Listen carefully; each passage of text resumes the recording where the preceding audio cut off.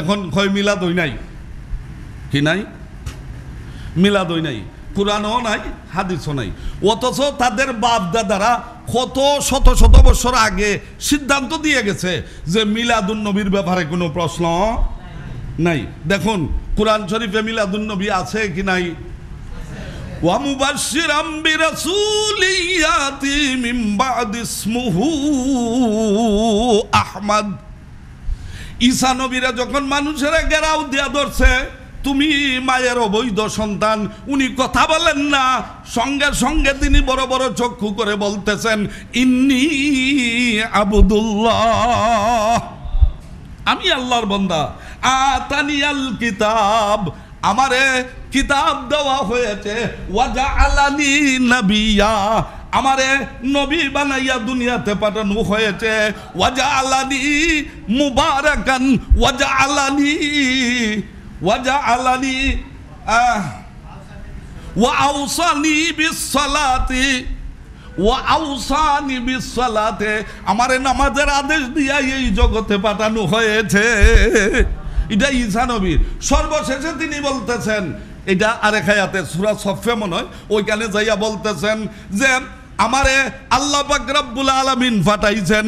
ওয়া মুবাশশিরাম বিরাসূলিন ইয়াতি মিন বা'দি ইসমুহু আহমদ, আমারে এমন একজন রাসূলের সুসংবাদ, আগমনের খবর, মিলাদের খবর দেওয়ার জন্য পাঠিয়েছেন, যেই নবী আমার পরে আসবেন, যার নাম হবে আহমদ। কোরআনও আসেনি? লাকাদ জাআকুম সূরা আছে, কুল বিফাদলিল্লাহি ওয়া বিযালিকা আছে। আপনার জায়গায় জায়গায় মিলাদের আলোচনা আছে। এবার বলবেন যে আপনারা তো মিলাদ ফরজ হইতো। কোরআন শরীফে মিলাদের আলোচনা আছে, কিন্তু আদেশ নাই। কি নাই? আদেশ নাই। আদেশ না থাকলে ফরজ হয় না।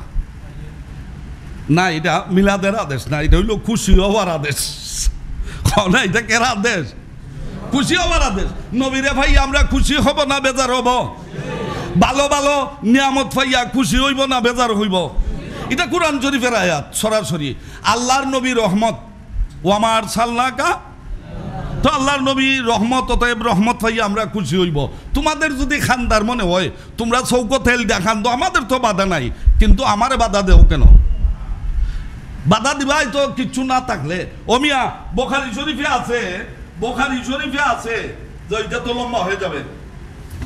দেখেন এই বুখারী শরীফের মধ্যে আছে যে নবীজির জন্মের কারণে, নবীজির জন্মের কারণে সুয়াইবিয়া আবুল আহাবের দাসী খবর দিল, আর আবুল আহাব খুশি হইয়া, নবীর জন্মের কারণে খুশি হইয়া দাসীরে আজাদ কইরা দিছে।